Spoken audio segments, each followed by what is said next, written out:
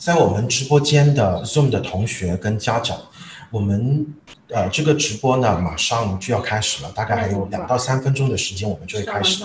那今天呢，我们在群里面就是在我们的这个直播间里面呢，还有这个新南威尔士大学的商学院的老师。Kiri， 然后还有一个工程学院的 Anthony。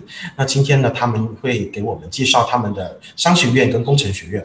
那商学院跟工程学院呢，昨天其实大家都看到了，这个 QS 排名已经出炉了，大家也都可以看到这个商学院跟工程学院，新南威尔士大学的这个排名呢，都是非常的靠前的。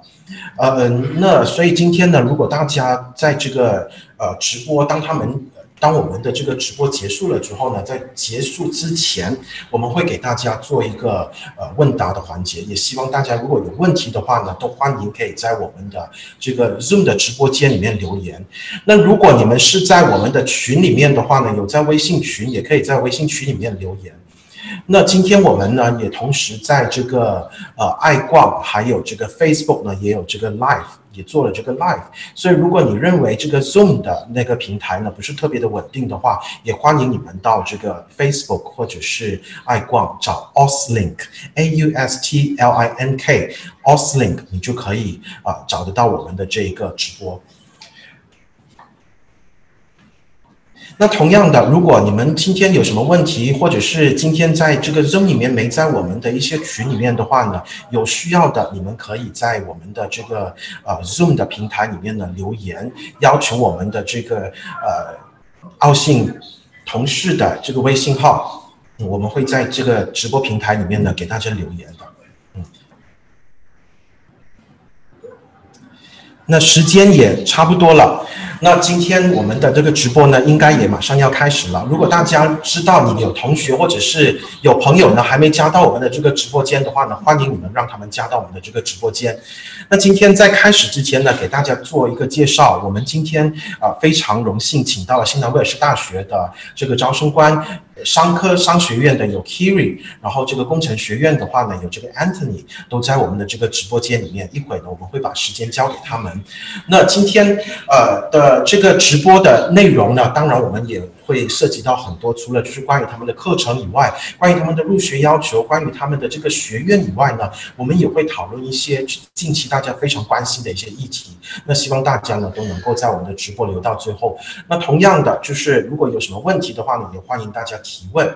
那今天的这个直播呢，也跟大家说一声，我们因为呢，大家也都看到了，我们新南的老师呢都是就是本地的澳洲人或者是美国人就是非亚裔的。那所以呢，他们今天的这个直播呢，也会全程以英文来去跟大家做这个沟通。当然，我今天在这里呢，会跟大家做这个翻译。所以，如果大家有什么不明白的地方呢，重点的地方呢，我都会给大家做这个翻译。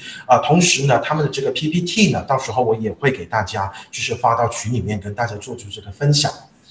So, good afternoon, everyone. It's 3:30 right now, so we should start our information session. It's our great pleasure that we have Kiri and Anthony as well as Julia here with us.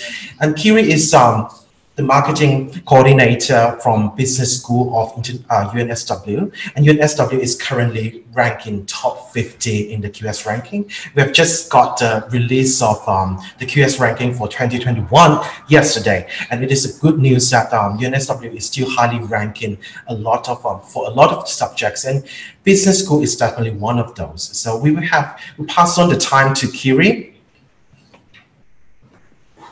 Great, thank you. I'm just going to share my presentation onto the screen.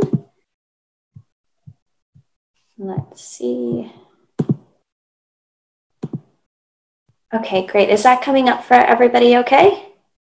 Okay, fantastic. So I'm going to jump right in. Thank you so much for the introduction.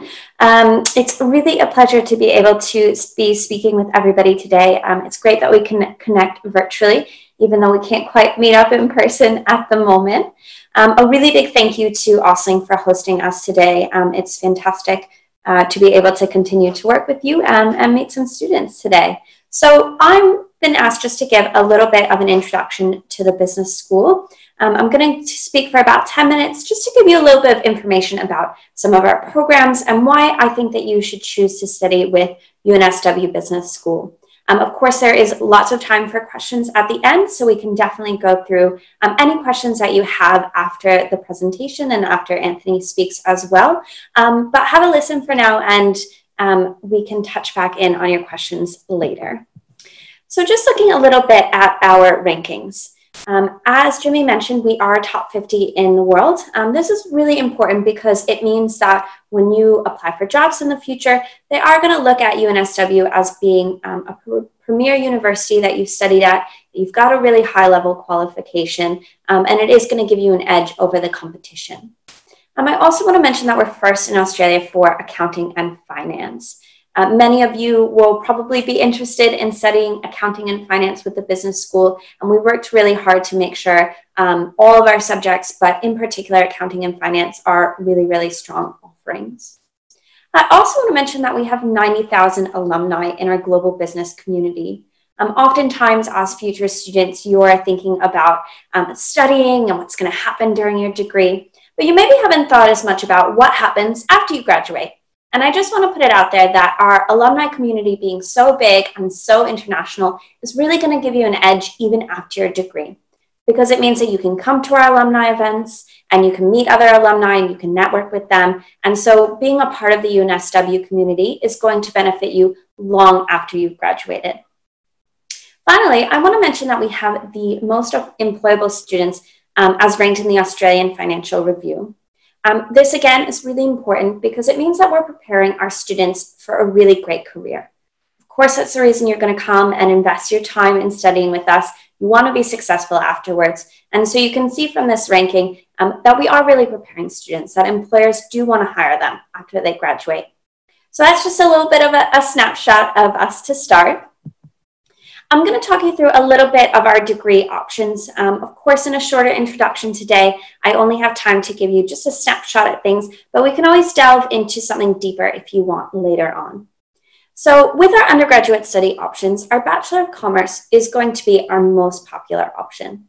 All of our undergraduate degrees are really flexible and have a lot of ways that you can shape them to be your own and to be what you're interested in. With Bachelor of Commerce, there's the option to study several different majors, and I'll show you what those are in just a few slides. But if you're really driven to study economics, actuarial studies, or information systems, also a fantastic option. Or you could do our Bachelor of Commerce International, which includes 1 year of exchange. If you're interested in business, but also interested in another area of study, you can do a double degree with us. And feel free to toss in a question later if that's something that interests you. And now just having a peek at our business majors. And whether you're interested in undergraduate or postgraduate, doesn't matter, most of the majors are same across the two programs. But I want to put these up because they show how flexible our degrees are. So you may already know that you want to study in accounting and finance, or maybe you're interested in management or marketing, and that is fantastic. But if you're a little bit unsure, that's okay. We've got a really big range of majors for you to choose from. So you may pick one of the traditional business areas, or you may choose a more up-and-coming area, something like business analytics, which is looking at big data and forming strategy for businesses based off of it, or financial technology, which looks at finance that's disrupting the, technology that's disrupting the finance industry, things like cryptocurrencies. So what you can see from all of the different majors listed here is that there's lots and lots of options for you to delve into what interests you specifically.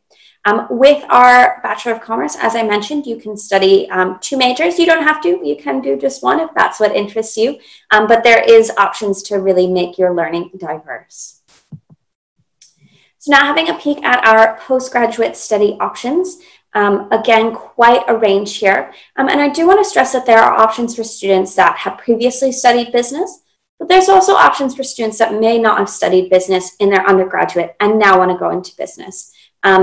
Whichever background you have, it doesn't matter, but we will help you choose what degree is best for you based off of that. Again, Master of Commerce is going to be our most popular offering. For those of you that have previously studied business in your undergraduate, you can actually get advanced standing and complete the Master of Commerce in about a year. Otherwise, it takes about 1.5 years. Or if you're interested in post-study work rights, you can do our Master of Commerce extension, which is 2 years. With the Master of Commerce extension, the other major benefit is that you get to pick 2 specializations rather than just one as you do in the regular Master of Commerce. Again, lots of other options depending on what your career aspirations are. You may be interested in finance, financial planning, international business, and definitely we can delve into whatever it is that interests you specifically. Just having a peek at our Master of Commerce specializations, you will see there's a lot of overlap with our undergraduate majors, but there's a couple that are specific to the masters that I'd like to point out. One of which is global sustainability and social impact. This is perfect for those of you that are really interested in making a difference in your community. You want to be part of global change.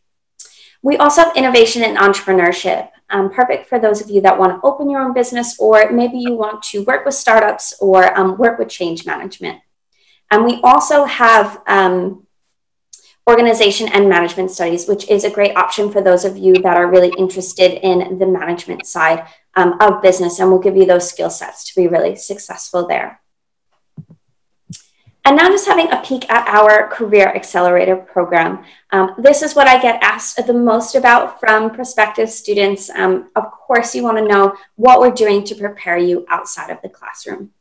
For the business school, we put a really big effort into making sure that you have all of the skills that you need to be career ready that you may not be getting just from your classroom learning. So these are things like basic skills like resume and cover letter, interview skills, but there are also some higher level skills like networking or even work experience through an internship. So we place these into 4 different categories. We do really fantastic networking events where we help you learn how to network, but also give you exposure to key people in your industry. So these might include a CEO coming in to speak and bringing some of his staff for you to meet. They might be a networking event at a Big 4 company. There's quite a range that you're able to participate in. We also have global opportunities, so you can go and do a mini consulting project overseas. There's mentoring, which is something I encourage every student to participate in. Having a mentor can really help shape your idea about what you need to do moving forward to be successful once you graduate. And finally, we have internships, of course. There's a big range of internship options for students. You can do for credit, not for credit, and we've got placements at hundreds of businesses across Sydney. Being that Sydney is the financial capital of Australia, we have access to a really big range of placements. So it's a great place for you to be if you are really interested in doing an internship. And finally, to wrap up, I just want to talk a little bit about the UNSW experience. We know, of course, you won't be just doing internships and studying. You also want to have some other fun experiences while you're with us. And one of the things that is really key at UNSW is that we have 300 plus student-led clubs and societies. So that means that there's lots of options for you to be engaging with the community outside of class and internships. And so these clubs and societies are student-led. We do have really fantastic business societies that will do all kinds of different networking events and will help you connect with fellow business students. But we also have a range of options for any other interests that you might have. With 300 plus, there is so many ways for you to be a part of the UNSW community. And we really want all students to feel that they are a part of that community and are participating. So that's just a really quick snapshot of the business school. So I've talked you through a little bit about our degrees, our Career Accelerator program, and just a bit about that UNSW experience overall. But now I'm going to turn it over to Anthony, who's going to talk to you a bit about engineering. I'm sorry, before we actually hand on to Anthony, maybe there are some questions for Kiri. Oh, sure. Yeah. I'm not sure if, students, if you're listening, if you have any question, it's time for you to ask question right now. We have a little bit of a Q&A before we go on to engineering faculty. And but aside from the students' question, I do have a few questions for you ourselves as well. Yep, so we are very interested in the new iLab, because we understand that there is an iLab in UNSW, which is very interesting. Can you tell me a bit more about like how futuristic and what are the features in the iLab that is so entertaining and so fascinating about? Yeah, definitely. No, that's a great question. And the iLab is such a special classroom. It does make me wish I could go back to being a student to participate in it. What we've done with the iLab is we've modeled a trading floor. So it gives students the experience of what it would actually be like being on a trading floor. And it lets things happen in real time. So the way that it's set up visually is students are in small groups and then the lecturers in the middle. So it's not your traditional classroom where you have lecturer at the front and all the students, in rows in front of them. And so it's really meant to be student driven. We want students to be taking control of their own learning, getting real life experience so that when they step into a job where they're doing this kind of work, they've already done real life simulations and they already have that experience and background. So that's really what the iLab is built for. Thank you. And you mentioned about exchange program earlier in your presentation. Can you further elaborate a little bit more about this? Like what universities or what countries do you liaison with? Sure. So that's a little bit of a difficult question in that there is a massive range of exchange placements. So students can do exchange at 300 different plus partners worldwide. So we do have exchange placements in all the main countries that you can think of that most students would want to go to. And we do partner with some top business schools, places like London Business School or perhaps NYU. So there's quite a range that students can look at. What I always recommend with exchange is to start taking a look early to make sure that it fits into students' schedules. But we have a fantastic study abroad team that helps manage all of that. And for students that are really particularly interested in doing exchange and that's really important to them, I often direct them to the International Bachelor of Commerce because that automatically includes 1 year of exchange. I see, right. Thank you so much. And do a little bit of translation because we do have a parent that is asking question right now as well, if you don't mind. 刚才呢，这个 Kiri 呢，就是跟我们介绍了关于他们这个 iLab。新南威尔士大学呢有一个 iLab。这个所谓的 iLab 呢，它是一个非常现代，应该不算是现代化，应该说是一个非常 futuristic， 就是非常未来感非常强的一个他们的一个教学的那个系统跟教学的那个环境。所以这个的话呢，如果大家有兴趣的，我们晚点呢也会把这些图片呢，或者是他们的一些介绍呢发给大家。那在爱逛的同学们呢，我也再提醒一下，左上角呢可以关注我们的这个平台，可以看我们更多的直播。右上角的话呢，可以加我们的那个工作人员的这个微信号。那我们因为呢，今天的有关于这个刚才这个 Kiri 呢，就是给我新南威尔士大学呢给我们做了的这个 PowerPoint slides， 应该呢也都会分享在我们的微信群里面的。所以右上角添加我们的工作人员添加他的微信号，那可以加入我们的这个微信群。那如果群里面呢，就是在直播间的有任何的问题呢，也欢迎你们去打字发问。如果没有的话呢，我继续的给大家就是提问了。Yeah, I think some of the students are very interested in knowing about like the differences between 2 semesters and 3 semesters. What are the advantages? What are the disadvantages? And how are they going to cope with it?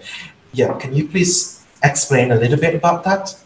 Yeah, absolutely. It's definitely a concern that I do get from prospective students. So definitely understand why students might be a little bit concerned about, what is this 3 trimesters thing? What does it mean? How does it impact me? So really happy to have a little bit of a look at the system. So the way that it works with the 3 trimesters is students are doing 8 courses across the year. So it's very similar to semesters where you would do 4 and 4. The difference with trimesters is 2 of the trimesters you'll do 3 courses and 1 of the trimester you'll do 2 courses. And the really great thing about that is that if you have a class that is going to be a little bit more difficult, it's perhaps a harder subject for you, you can take that in the trimester where you're only doing 2 courses. That way you have a chance to really focus and hone in on it. The other benefit of it is that there's a lot more time built in for internships. So because you're only doing 3 classes at a time, or even that trimester where you're doing 2 classes, you have some additional time where you can focus on those other elements and skills that you need to be building up. So that might be doing something like an internship, or it may be something like participating in more networking events, or perhaps working with a mentor on what your career aspirations are. One of the main reasons we brought in this trimester system is we wanted students to be able to explore all of the things that we offer at UNSW that don't necessarily happen within the classroom. So that's really the intention behind it. Thank you, Kiri, for the answers. And you talk a lot about networking. And are there any specific networking activities that you think the students might be interested, might be very beneficial for the students as well? Sure. I really recommend students to participate in any and all networking events. I think building a network is a key skill that most students know they need to do, but maybe struggle a little bit with how exactly they should go about it. So there's a couple different ways that students can participate.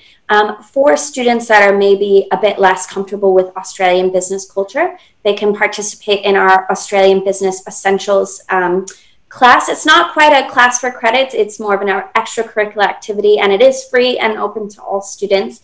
And this teaches students about Australian business culture and also puts them in a mini placement, which means they'll get to network at an Australian company. So it's a great introductory type activity. We also have events called Meet the CEO. That's where we bring in a CEO of a variety of different types of companies across different industries. They give a bit of a talk, and then afterwards, the staff that they brought with them mingle with our students. So it's a great opportunity to meet people from a company that maybe you're interested in working for, or maybe just learning more about a specific industry and meeting people from that industry. So there's a big range of different types of events. Those are just a couple of examples, but I think they're really exciting for students to participate in and start building a network that's going to benefit them, whether they stay and work in Australia or choose to work somewhere else globally. Thank you, Kiri. I'll take some time to translate a little bit to our parents as well. 刚才呢 ，Kiri 有说到关于这个就是这个 internship， 就是这个实习啊，还有就是他们的学校这边呢，有给很多机会呢，让这个学生参与一些 networking， 也就是说一些交际的活动。那这些活动呢，包括了可以跟一些公司的 CEO、一些领导级的人物呢，可以做一些直面的一个沟通，这个对未来的这个就业呢是非常有帮助的。那这个也是其中一个原因，为什么？新南威尔士大学呢，在这个商科的这一个排名，在他们的这个就业率呢是那么的高，这个是其中一个最重要的原因。那我现在帮同学问一点问题了。Kiri, there are two questions from our student. One of the question actually you have just answered. She asked about the trimester. Would that be a holiday? Would that be a sufficient break in between the trimester? And would that be sufficient time for them to have an internship as well? So this is question number one from Yaya. Sure. You know, a great question. It does change the timing of breaks.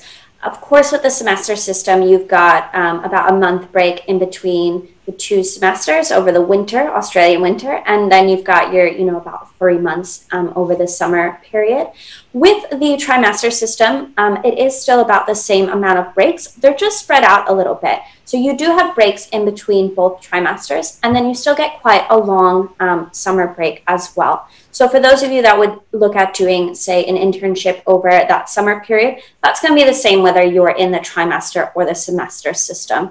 As far as doing an internship say during the other breaks, they would be a bit short for that. But I would say even in the semester system, that 1 month in between isn't really long enough to do an internship regardless. Most students are going to actually do internships while they're studying. That's quite common. And that's where I think the trimester system has a bit of an edge because you're not doing as many classes at the same time. So there is that additional time for you to be investing into an internship. Plus, of course, you can do internships for credit, and then they're actually counting as one of your classes anyways. Thank you, Kiri. There's a question from Cindy. Cindy asked about Master of Commerce, and she would like to know a little bit more about the differences between 1.5 year of finance or accounting course as comparison to 2 years course. What are the difference between the two courses? Why are there is a half-year difference between the two courses? Sure. So there's two major reasons that students would do the Master of Commerce extension, which is the 2 years, versus the regular Master of Commerce, which is about 1.5 years. The first is, of course, post-study work rights, if that's something that is relevant to you and something that you would like access to. That does come with the requirement of studying for 2 years. So, of course, that means the Master of Commerce extension. That's just one smaller reason. I would say the bigger reason to do the Master of Commerce extension is because it means that you get to do 2 specializations instead of just one. I think that if you're already coming to do the Master of Commerce, why not do 2 specializations? What that means is that you're opening up 2 different career paths afterwards because you're specializing in 2 different areas. Students will sometimes do 2 specializations that really complement each other, something like accounting and finance. Or sometimes it's great for students that are really interested in 2 different areas and don't know which one to pick. So you may, for example, have a student that is really interested in financial technology. They want to work with cryptocurrencies and all that new technologies that's coming out, but they're also really interested in management. So they might do financial technology and they might do organization and management. So with doing the Master of Commerce extension, there's more flexibility to be choosing those 2 specializations and really delving into 2 separate areas. Thank you, Kiri. 我再补充说明一下 ，Sorry, I'll do a bit of a translation. 刚才 Kiri 说到的这个 Master of Commerce 呢，它的这个 extension 2年的，他说到的这个 specialization 就是说你可以选择2个 major， 就是你读2个专业作为你的那个主修跟副修。那这个就是那个多出来的这个半年呢，你可能会多修的一些课程是关于另外的一个专业的作为一个副修。那另外一个呢，其实2年的这个专业呢，它有一个很大的优势是在澳洲这边，这个 PSW 也就是它的这个工作签证是需要你读满了2年之后呢，才有这个资格去申请的，所以这个呢也是另外一个原因，为什么那么多人会申请2年 Master of Commerce Extension 的原因。Yeah, thank you, Kiris. Thank you very much. I think we are good. There are not many questions for now. And if we have any, I'm sorry, there is another question from yeah. 3学期会不会中间没有休假？他这个已经回答了。回答了。好的。Yeah. Oh, good. All the questions are answered. Oh, I'm sorry. There's one more. I need a bit of translation. It's in Chinese.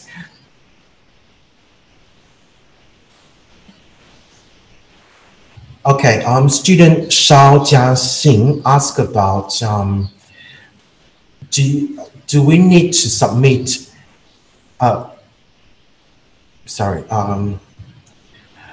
the course, I think he asked about coursework. What is the structure like for the master degree coursework?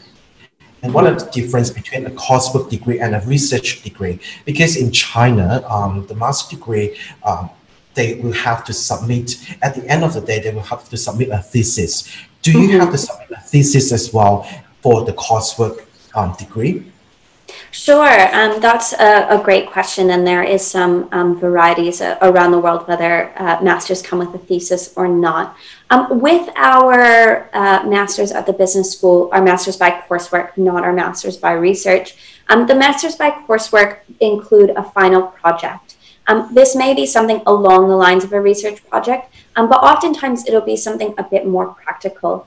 For those that are studying the Masters of Commerce, say you're doing something in accounting or finance, we want to make sure that that final project is going to be relevant to what you're actually doing career-wise. So if you'd want to go into research, then doing a thesis would be relevant. But for most people doing the Master of Commerce, they want to go direct into a business career. So we look at doing a final project that's going to be more relevant to industry and going to set them up better for what's coming afterwards. That being said, for those that are really interested in research, we do have a Master by Research, of course, so that is still an option. But no, the Master of Commerce wouldn't come with that really traditional thesis component.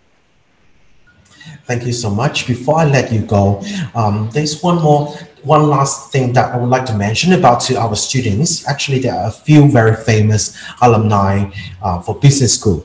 I think Premier Gladys, I think she is one of the Master of Commerce graduate from UNSW Business School as well. So there are a lot of actually very famous alumni from the business school. I'm not sure if there are anyone else that Kiri you might want to introduce to our students.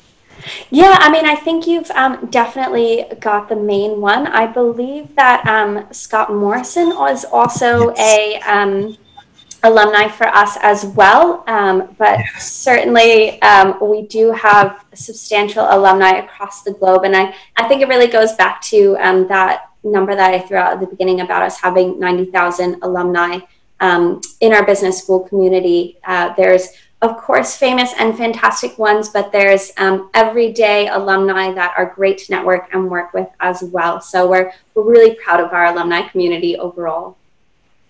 Thank you so much, Kiri. Thank you for your time. And so we goes on with the engineering faculty, and Anthony will take over from here. So I'll give a bit of introduction about engineering faculty of UNSW, because I myself is one of the alumni of UNSW engineering faculty. I did my bachelor and master degree in engineering, both in UNSW, and I have actually got I've got a job before I actually graduated from my bachelor degree. So that is a very good testament, I think, to the faculty, because UNSW is actually started off as an engineering school, if I'm not mistaken. Correct me if I'm mistaken. Yeah, so engineering faculty has always been one of the most famous ones, not only in Australia, but worldwide as well. So I'll hand on the time to Anthony. Thanks, Jimmy. We're pleased to hear that you're one of our proud alumni also. That's very exciting news, and glad to hear that it was a success story for you also. Just bear with me while I share my screen.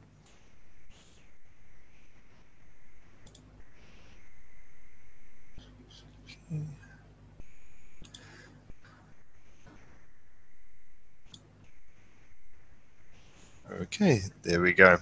So yeah, as Jimmy quite rightly pointed out, UNSW was actually founded in 1949, post-Second World War, to focus on the skills needs Australia had at the time. So these were really in the areas of science and technology. So it was really set up as a technology university. So really very much inspired by the likes of MIT and Berlin University of Technology, offering really applied and technical-based programs. So this is really translated through to our performance in the field of engineering today. So we're currently ranked #1 across multiple rankings in the areas of engineering. So QS World Rankings, Times Higher Ed, Shanghai Jiaotong Rankings, the US News and World Report rankings, and the Leiden rankings. So so we're very proud of the performance of the engineering school.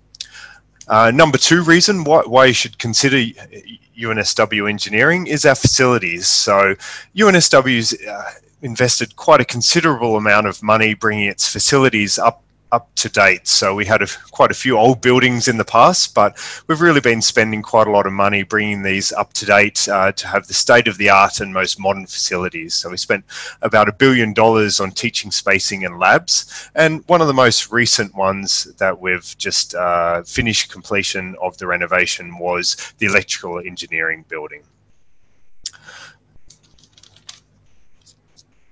#3 reason why choose UNSW engineering is flexibility. So UNSW engineering degrees are extremely flexible. The bachelor's degree has the Bachelor of Engineering Honours degree has a flexible first year. So basically this means that students are learning the foundations of engineering in that first year. So you might have elected to choose one major, say electrical engineering, but then once you'd spent a little bit of time studying engineering, you decided that actually I'm interested in renewables or a different area of engineering. So it's really actually quite easy to change your major within that first year without losing any time.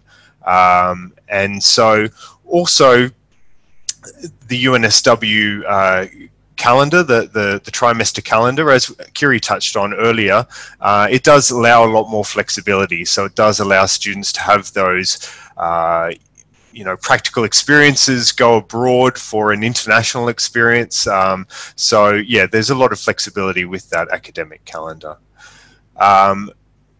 #4 reason experience. So UNSW students really do get the opportunity to get hands-on experience through their studies while they're studying at UNSW. So one of the programs that facilitates this is our Challenge program. So, and part of this is our Maker Games. So this is a really cool initiative where students are actually able to be given a live project from industry, and students from different specializations, different kinds of engineering students will all work on a project together to deliver this. So you might have mechanical engineers working with electronics engineers on like a vehicle or some new technology, and it really does prepare students for actually going into the workforce and how they would be interacting with other engineers in that environment. So, and there's a number of other different initiatives like that that are available to students to really get those hands-on experience. Industrial training. So as part of the Bachelor of Engineering Honours degree, you do need to do, and also as part of the Master of Engineering, students do need to do 60 days of approved industry training. So really getting that hands, like an internship, you really need to get that practical experience working in industry. So normally that is organised by students, because you probably know better, you know, the kinds of companies that you'd like to do your professional practice in. But if you are finding it a little challenging to find the right business to do your professional practice in, then UNSW engineering faculty, they can certainly facilitate that to help you look for the right company to do your professional practice. So yeah, that's very much incorporated into the Bachelor of Engineering Honours and also the Master of Engineering programs. Number 6 reason, so women in engineering. So UNSW is very much a champion for trying to get more women in engineering. So we currently have more women engineers than any of the group of 8, but we don't want to stop there. So we have a number of programs really trying to promote the industry to women and get more involved in there. So it's something very important to the faculty. Also, employability. So it's certainly important to get your degree, but we want to know that once you're graduating, that employers are actually looking for the graduates who are coming out of a university. And currently UNSW is ranked 27th in the world for employability. So those you know, employers are really looking for UNSW graduates. So, and not only will you get on-the-job experience through your professional practice, you'll also qualify for accreditation by Engineering Australia if you are doing one of those accredited degrees. And so those accredited degrees with Engineers Australia is the Bachelor of Engineering Honours and also the Master of Engineering. So, and international. So UNSW is an extremely international university. So it's very much a welcoming international, one of the most international universities actually in the world. And it's based on inclusivity, but a very diverse student population. So we have students from over 140 different countries, so you'll certainly be able to meet students from all over the world and create networks. And not only that, Sydney is an extremely multicultural city. So Australia was really built on immigration. So we have people from all over the world, very diverse, very multicultural. And reputation. So we touched on a few of those rankings for the engineering school, but overall, as Kiri mentioned, we're currently ranked in the top 50 universities for the QS, currently ranked 44 in the world. But UNSW is really striving as part of its 2025 strategy to be consistently ranked on average across all of the major rankings in the top 50. So we're getting there, but we're certainly not going to rest on our laurels. We're going to keep on working hard and invest in research and improve our make improvements wherever we can. So we are a founder and a member of the Group of 8 universities. So the Group of 8 universities are the 8 leading universities in Australia. So they really benchmark with each other on research excellence and teaching excellence. So like the Russell Group and the Ivy Leagues in Australia, we have the Group of 8 universities, and we're proud to be one of those members.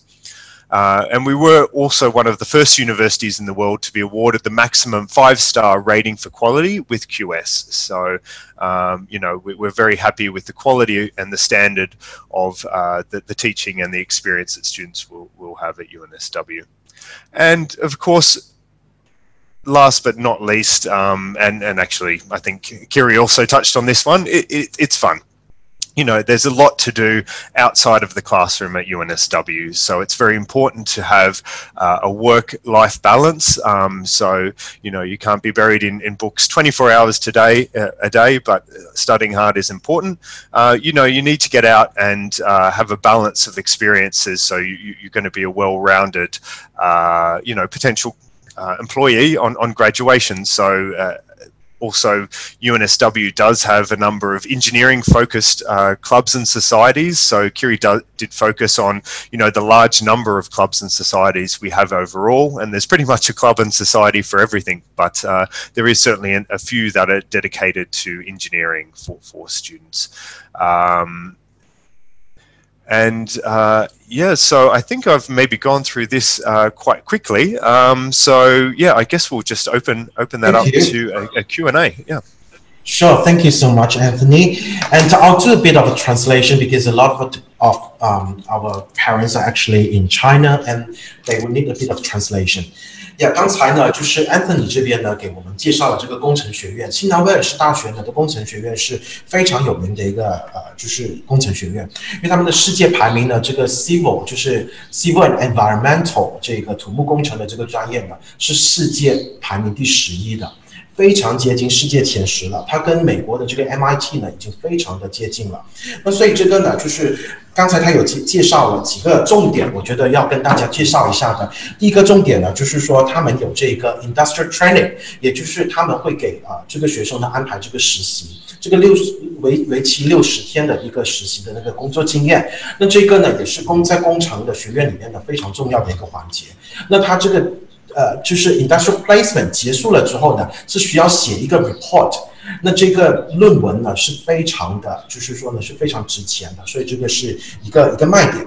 另外一个呢，就是他也有提到的关于就是这个就业率呢是世界排名第27的，在工程学院来说，那也是在工程学院里面来说的，它的这个就业率呢也是澳洲的第1名，所以这个呢也是非常值得一提的。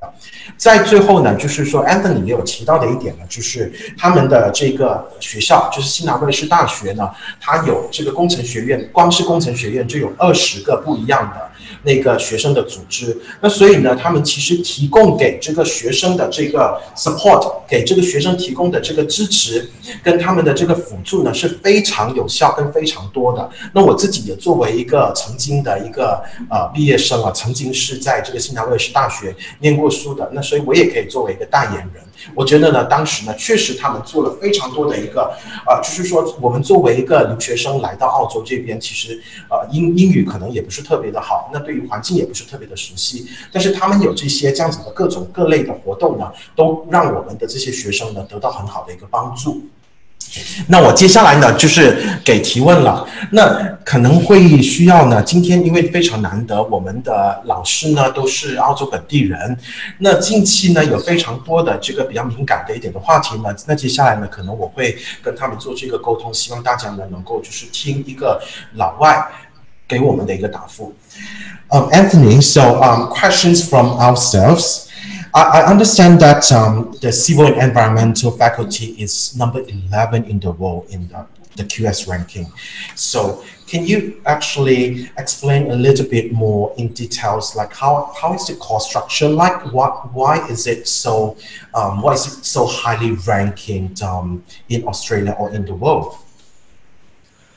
Yeah, I guess you'll find that a lot of rankings are heavily tied to research. So, and research, certainly we have some very strong research centres in these areas. So they're doing world-leading research in the areas of civil environmental engineering. But what that also does translate through to is you know, the research that our professors are doing is the current thinking in these disciplines. So this is going to get infused into the coursework studies of our coursework degrees. So, so yeah, where there's lots of world-leading research, it means that the classroom experience is also going to be positively affected. So, and yeah, certainly we have civil engineering is one of the original majors that has been offered and at UNSW since its founding. So yeah, we've been doing it for a long time, and so as a result, yeah, we're very much very strong in this area and #1 in Australia. Sure, thank you, Anthony. 我刚才的问题呢是关于为什么这个土木工程呢会那么的有名，会排名那么的高。那他刚才呢也解释到了，就是说我们的这个研究学院呢是特别的，就是特别的强的一个研究学院。那所以因为它有这么好的一些研究的那个学院呢，再加上说他们有那么好的一个 facilities 就是设备呢，所以导致说他们的这个排名那么的高。那你能够学习到的这个实操性的的一个内容呢是非常强的，是非常有用的。那也就是说让就是学生呢就是毕业了之后呢直接进入工作环境呢都是绰绰有余，都是准备的非常充足的。那这个是他们的这个工程学院为什么那么优秀的其中一个原因。I think, Anthony, there is a question from our students and parents as well. They are very concerned about the recent issues, the recent relationships between the countries, and will there be a lot of discriminations happening in Australia? I myself in Sydney, I'm looking like a Chinese. And but I feel very secure here, and I feel very happy here as well. I feel very welcome here as well. But we would like to hear from you about your view, about UNSW view as well, like on these issues. Yeah, listen, I think certainly there's a number of things to look at, like certainly crime in general, whether it's you know, hate crime or any type of criminal, you know, theft or anything like that. These kind, Australia and Sydney is an extremely safe country and city, and certainly, as I touched early on in my presentation, you know, Sydney is in essence a multicultural city. You know, it's Australia has been built on immigration, and we have large numbers of you know, citizens who are born elsewhere, and you know, for the most part, I would say that their experience is that they feel Australian and they're treated as Australians, and they're welcomed into the communities. So, yeah, so I would say, for the most part, it hasn't been my experience to observe, you know, the rhetoric that has been said, and you know, UNSW is very much a welcoming environment, and so we think our students are having a positive experience, and but certainly any of those kind of negative behaviours isn't tolerated in our campus, because we are about you know, we are about inclusiveness and you know, equal rights and so on. Thank you. I'll translate a little bit. 刚才呢，我问到的是关于说，会现在在澳洲念书安不安全呢？这个人身安全的这个问题，那 Anthony 呢也很直接的跟我们说了，他觉得呢，就尤其是新南威尔士大学，他也代表为新南威尔士大学跟大家介绍，就是说他们的学校呢是一个非常包容性非常高的一个学校。那我自己也从这边毕业的，那所以我也完全能够替他们说这一句话，确实是包容性非常的高。那我们也有非常多来自不一样国家的这个新移民在澳洲。其实澳洲呢是一个非常多元元种族的一个国家，所以呢，其实在这个关于说，会不会有一个非常歧视的一个情况呢？说实在话，这个情况呢，这么多年来，因为我在澳洲已经10几年了，是一年比一年减少的。因为呢，新移民越来越多，那说明呢，这个华人的这个种族呢，这个族群呢是越来越强大的。所以我并不觉得说我们会有那么的吃亏在澳洲这边。那所以这个问题呢，也在这边给大家做出一个这样子的一个解答。Okay, Anthony, coming back to questions in regards to engineering faculty. So you mentioned about Engineer Australia, about accreditation in Engineer Australia, and they would like to know about like the international recognition of Engineer Australia. Is it widely recognized by the other countries, or do they have to go through another type of like skill assessment, or they have to go through another recognized body, engineering body that they have to be recognized with? Yeah, generally not. So basically, Australia is a signatory to the Washington Accord. So I'm not sure if many people are aware of this, but it's basically an accord amongst a big group of countries where if you've studied an engineering, accredited engineering degree in that country, then it will be recognized in any one of those countries that you may choose to work in. So obviously the US, the UK, Europe, you know, all these countries, and it's quite a long list. So I'd recommend that people, you know, Google the Washington Accord to see where that automatically be, you know, recognized. But then also Engineers Australia has done their own kind of accords outside of the Washington Accord as well. So I would say overall Australia accredited engineering degrees are pretty much cover most of the globe. But I would say if there is any query on where, you know, they're recognised, then looking on the Engineers Australia website is probably a good start. But yeah, it has pretty good coverage. Thank you, Anthony. I'll do a bit of translation as well. 刚才我们提到的关于这个 Engineer Australia， 因为这个工程学院呢是澳洲的这个工程协会呢是认证的，那它的这个工程学位的认可度是不是全世界都认可呢？那刚才 Anthony 做出了这个解释，它这个协会呢是在世界呢有很多个国家呢都是认可的。那所以呢，大家也不用特别的担心说，我会不会在澳洲读了这个工程学位，回国了之后呢是得不到认证的呢，是不被认可的呢？那这个是不会发生的。那我也非常欢迎了，跟大家说一句，在爱逛的同学们，右上角呢是可以加我们的这个工作人员的微信，那你可以加到我们的微信群里面继续的咨询。左上角的话呢是关注我们今天的这个就是我们工作爱逛的这个平台，那欢迎大家关注。我们带给大家更多关于在澳洲的一些新的那个资讯。那接下来呢，也想跟大家就是说跟大家说一句，如果你们有什么问题呢，关于这个工程学院也好，关于新南威尔士大学也好，关于入学要求也好呢，都欢迎大家做出这个提问。你可以在这个 Zoom 的这个平台里面呢，就是留言提问的。I just asked the students to ask more questions because at the moment there are not a lot of questions coming in. But I do have a questions myself. I would like to talk a little bit more in regards to the facilities for the engineering faculty.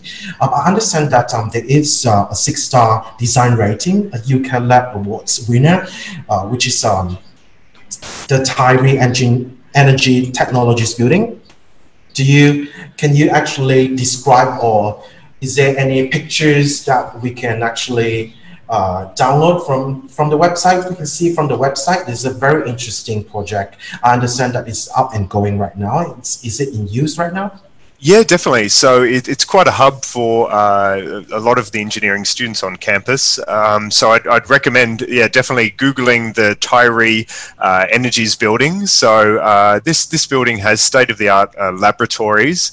And as you said, it is a 6-star green accredited building. So, you know, it was really built with green technologies in mind, so the positioning to catch the sun, and you know, the ventilation and everything, really to maximize energy you know, efficiency and so on. So the facility also does have, as you've touched on, some of our renewables engineering is very much a strength of ours, and we are actually a leader in solar technology, so photovoltaics, and they do actually have a dedicated space on the roof of the Tyree building for solar cell testing. So yeah, it's not only have you got the labs inside, you've also got the the research and the testing of the solar cells on the roof also. So, but as I mentioned earlier in my presentation, a lot of the other labs as well, the electrical engineering building, the computer sciences building, we've been refurbing all these labs, mechanical engineering, yeah, so, students are really going to get an opportunity to work in the most up-to-date labs and on the most up-to-date equipment. Right, that's very interesting, very exciting as well. I hope I graduate a bit later, and I hope I can get back to study as well to enjoy the facilities. But at the meantime, I'll translate a little bit to our students. 刚才呢，我问到的是关于这个澳币1亿2千万的一个新的一个 building， 新的一个就是关于工程学院的一个设备。那这个设备的话呢，其实是在澳洲呢非常有名的，它是得到了这个6星级的评价。那所以呢，大家呢如果有时间的话呢，也可以去看看。我们一会呢也会找一些照片呢，还有它的一些设备呢发到那个群里面给大家看的。那这个也是一个原因呢，为什么它是一个那么的怎么说呢？这个工程学院呢是那么的有名呢，那么的它的那个价值性价比那么的高呢？因为呢，他们其实这个设备真的是走在世界的这个前沿的Okay, Anthony, there is a question, but I think this question is a bit out of our topic today. But I'll ask regardless. If I can't answer it, I can take it offline later. Yeah, so sure, I'll do my best. Sure. No problem. There is a question from Steve. He would like to know about the entry requirement for law degree using the Malaysian UEC qualification. I'm not sure if that's falls under your knowledge. The law degree. So yeah, this is for the bachelor's or the postgraduate. For the bachelor's, yeah. Yeah, okay. So I think we have the students probably best to refer to our undergraduate direct entry table, which is available on our international web page. So I must admit that I haven't got memorized every nation's equivalent for entry requirements, but yeah, certainly if also the degree finder. If you do go to the UNSW degree finder, degrees.unsw.edu.au, you can, and you say, put in you're an international student, you find the degree, and you can actually, there's a scroll down to which country you've actually studied in. So in most cases, it should have most qualifications from the countries that you've studied in, but if it isn't actually specified there, then we do have a dedicated person actually located in Malaysia.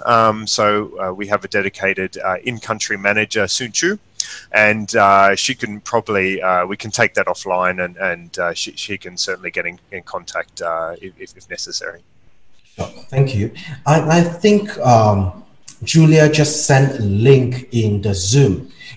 So anyone in Zoom that is interested in the Tyree building as well, you can actually look into the chat. I think Julia has just shared a link there. Okay. There's actually a video of the Tyree building from that link, so students can actually viewing it from their home. Excellent. All right. Thank you, Julia. Thank you so much. Yeah. Yeah, and there is a question from us. We understand that UNSW, as you mentioned just now, is a very multinational, very international university, and you're very accepting as well, very welcoming as well. And what is the mixture of nationality, or what are the distribution of nationalities roughly in percentage in UNSW? Yeah, I would say approximately about a third of the students would be international. So, yeah, so that's quite a large number of international students, and that makes up, the contributes to UNSW being one of the most international universities in the world.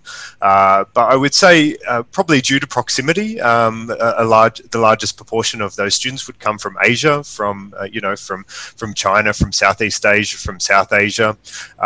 But then we do have students, as I mentioned, from over 140 different countries. So yeah, it's certainly going to be able to meet students from all over the world. But yeah, certainly due to our proximity, we're close to a lot of students from the Asia region.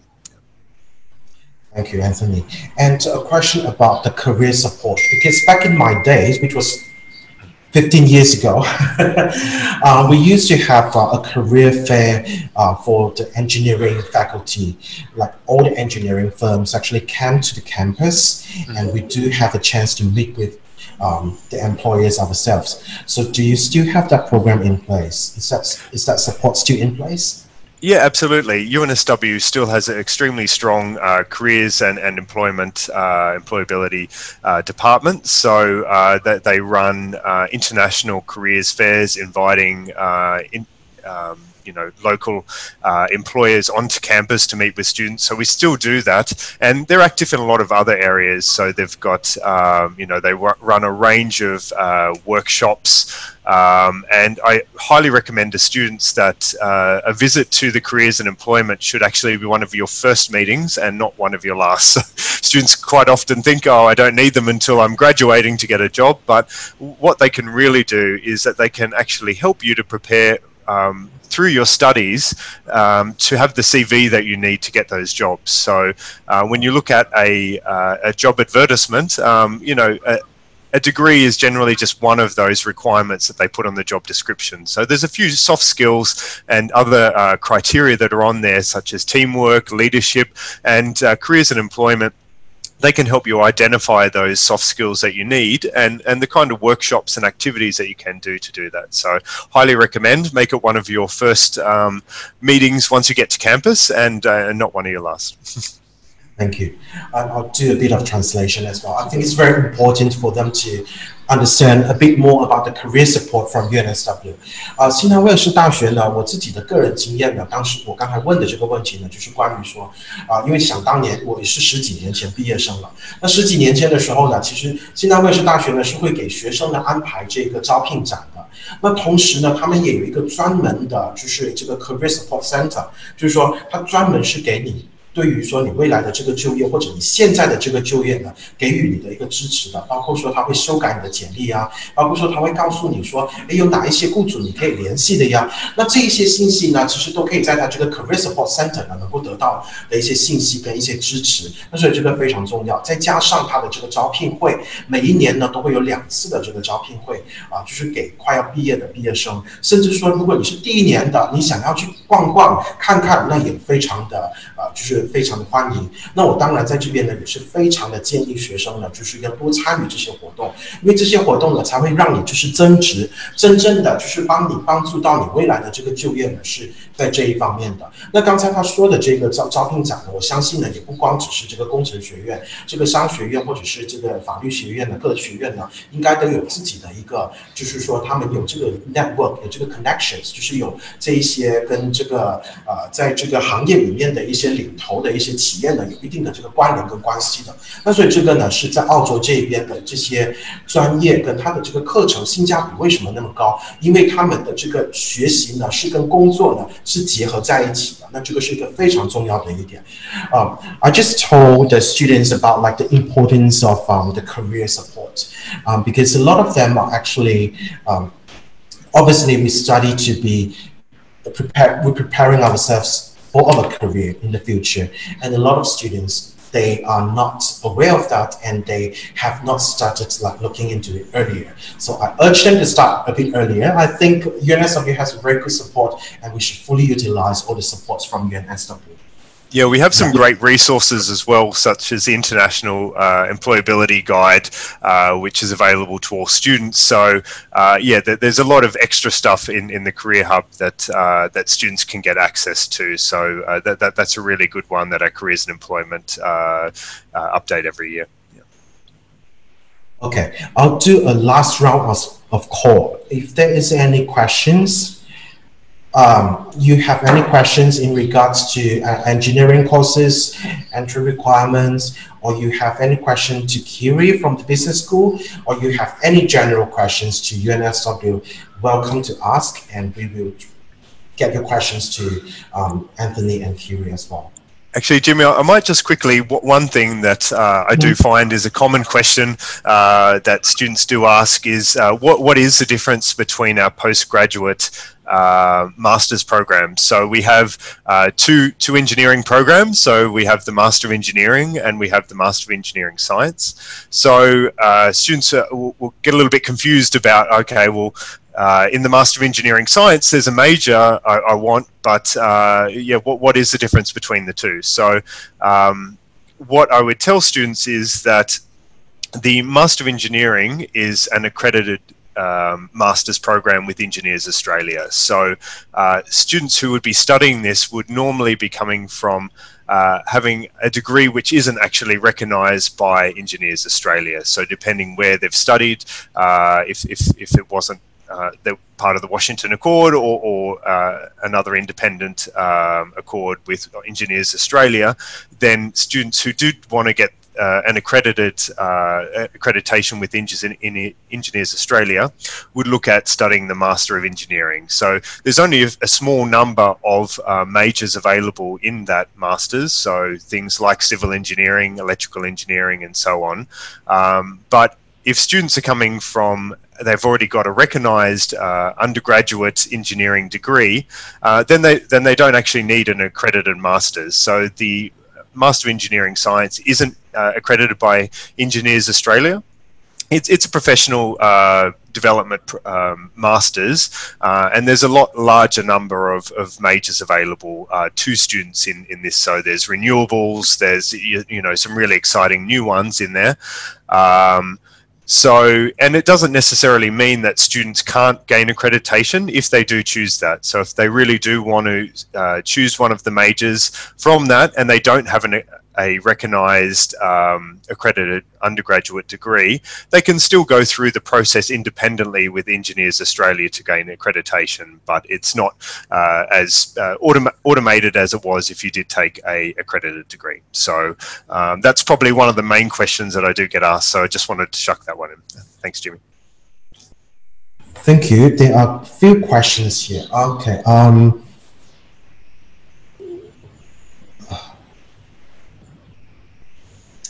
Basically, I think Kiwi has answered the questions before. There are questions for business school. They asked about the internship opportunities. They would like to know if it's available for both undergraduate and postgraduate, and how likely would they be able to get an internship, and how much support will UNSW be giving to the students in terms of internship opportunities?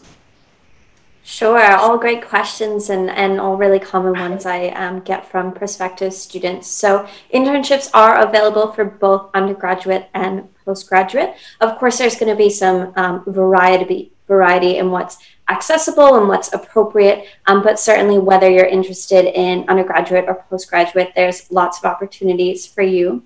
As far as supports available for students, we have two different ways that we look at internships. So there are placements that we will do for you. Those are, of course, competitive. You'll have quite a few students applying for them.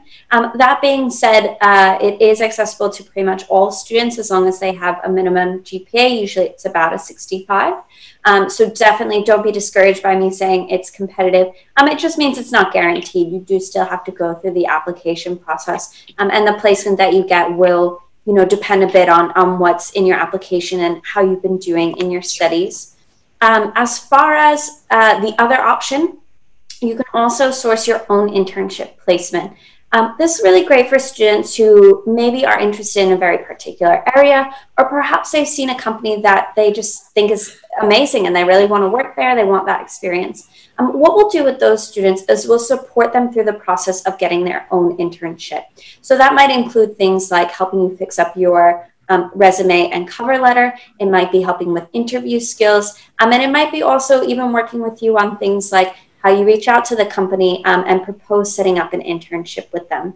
So there are all of these different options to get an internship placement. It is available to most students who want to do an internship. There is a way to do it.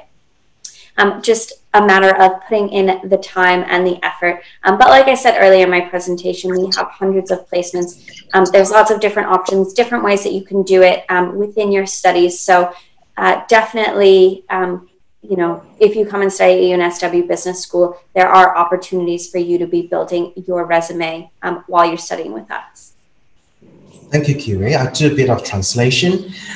关于这个实习的机会的话呢，刚才 Kiri 也说了，这个是大部分的学生呢都没问题可以安排得上的。那他们有很多这个 support center， 就是有很多不一样的那个机会跟这个支持啊，可以给到我们的学生。所以这个呢，就是实习的机会呢是非常好的。And another question is in regards to entry requirements. So the students would like to know if they are applying for postgraduate degree and their bachelor degrees marks are not meeting the entry requirement. Will a GMAT be helpful in that case? So I can answer this from a business school perspective. Generally with those students that already have an undergraduate degree and do have their scores, we wouldn't be looking for students to meet those minimum scores to get into postgraduate study. Maybe I could just, Kiri, just on the GMAT. So I think it can actually boost the score for, say, the Master of Finance. If students had just got under, say, if they'd got a 60 WAM as opposed to a 65, then students, if they have done a GMAT, I think that can boost their marks as well. So if they had a GMAT of over, say, 600, but they got maybe a 60 in their WAM, then that can also be considered for their entry as well. So, thanks, Anthony. Sorry, sorry to pipe in there. No, perfect. Thank you. Thank you. And another question for, I think it's engineering faculty. They would like to know a little bit more about the difference between information technology course and data science. What are the difference between the two courses in IT and data science and decision? I think it's in master degree. Yeah, so certainly the MIT is very much focused at training, you know, IT professionals. So it's an accredited degree with the Australian Computer Society. So yeah, it's really focused on training IT professionals. So whereas, you know, data science is very much is very much looking at data and big data and this kind of thing. So we have quite a few degrees which are popping up across the university in different faculties in this area, and each have a little bit of a different kind of focus. So some are done in the science faculty, and some there's one great program also in the business faculty. So we're all doing some slightly different things, but yeah, I would say the MIT Master of Information Technology is very much for those people looking to be qualified as an IT professional. And there's some really cool majors like artificial intelligence and networking and stuff like that in the MIT. Thank you. And there's very specific questions from our 4+0 program students. The students actually have done the bachelor degree in China, but it's an Australian degree. Mm-hmm. And they would like to know if the English requirement will be waived.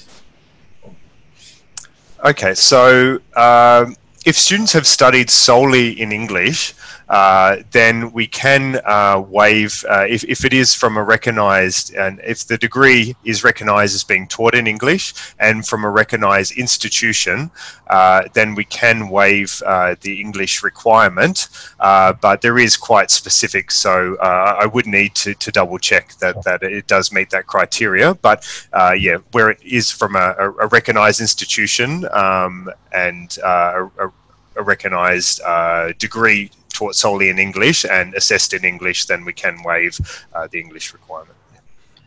Jimmy, I can add to that. I think you're inquiring about the 4+0 with Henan and Victoria University in Melbourne. Okay. So I think the I'll do students. a bit of translation. I'll get the student attention. So 河南大学的同学们呢，你们可以就是听，现在是关于你们的解答，就是你们的这个语言的那个要求的问题。目前呢，我们会做出一个解答，希望你们能够留意听了。Thank you, Julia. Please go ahead. Okay, so with the 4+0, I think the students have the option to do their final year either back in Henan or coming to Melbourne at Victoria University. Correct me if I'm wrong in there. So if the students actually completed the final year in Melbourne, they definitely do not have to do the English because they meet the English requirement for UNSW.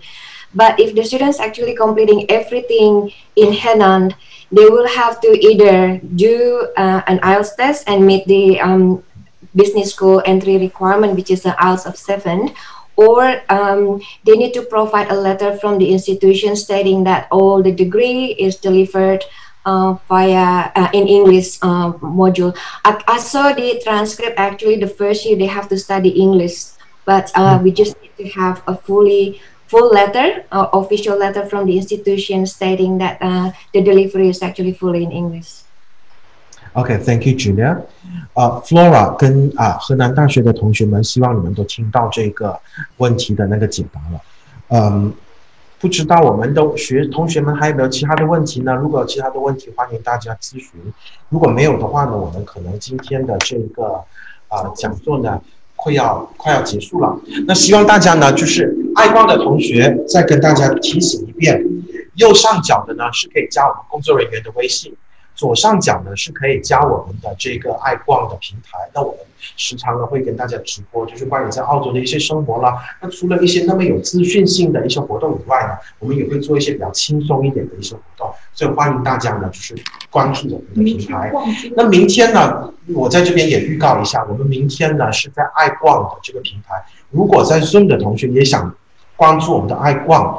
爱逛呢是 AUSTLINK Auslink 的这个名字，你们就可以搜到我们的这个平台。明天呢，我们还有就是这个明天是逛 Sydney 对吧？这个 Sydney 的买，逛大街打折季。好的，因为打折季了，在澳洲，那所以呢，明天会有一个就是在爱逛这边呢，就是给大家看一看，就是 Sydney 目前的一个情况这样子。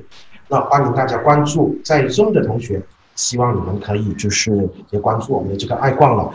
那一会呢，我们会在 Zoom 这边先结束，但是爱逛的同学就是不下，我们会带大家呢也逛一逛，因为我们正好是在悉尼这一边，也给大家看一看我们现在已经开放了、解禁了之后呢是怎么样的一个情况，好吗？那 Zoom 这边同学还有一个问题 ，Sorry, there is one more question. I'm not sure if this question is directed to its engineering faculty. So it's from Jue Xiao Zhang. Yeah. And he mentioned that it might be a weird question, but I want to know, can I apply for 2 majors like double degree, but they are quite different, like Master of Engineering and Master of Design? So to study concurrently, or can you apply for 2 different preferences? I think to study, I think it's to study 2 preferences. It's a combined degree. Is that what you're trying to ask? Yeah, that's my question. Unfortunately, to study a dual master, it does need to be a recognized dual degree. So if it's not actually listed in our degree finder or guides, then it's unlikely that would be possible. So we do have some dual master opportunities, but I don't believe that engineering and design are actually one of them, unfortunately. Okay. Yeah, thanks. You're welcome. Thank you. Is there any other more questions? If we have no more questions, I'll have to let Anthony, Kiri, and Julia go. And thank you so much for today. It's very informative, and I think a lot of our students and parents learn a lot about UNSW. I think it's a very fantastic university to go to. I myself is a very good spokesperson because I have been in UNSW for so long. I have done my bachelor degree, I've done my master degree, and I've been doing so well in my career as well in engineering before I actually transferred to education industry.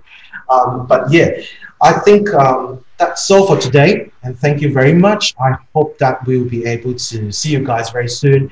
And if there are more questions from the students, and we are still in touch with Julia, so I can still ask any questions. And if students, you have any questions, please do come to us, Auslink, and we will refer that to UNSW. Thank you so much, Anthony, Julia, and Kiri. Nice meeting you all. Thank you. Thank you, Jimmy. Thank you, everyone. Thank you. So much. Bye-bye. Bye.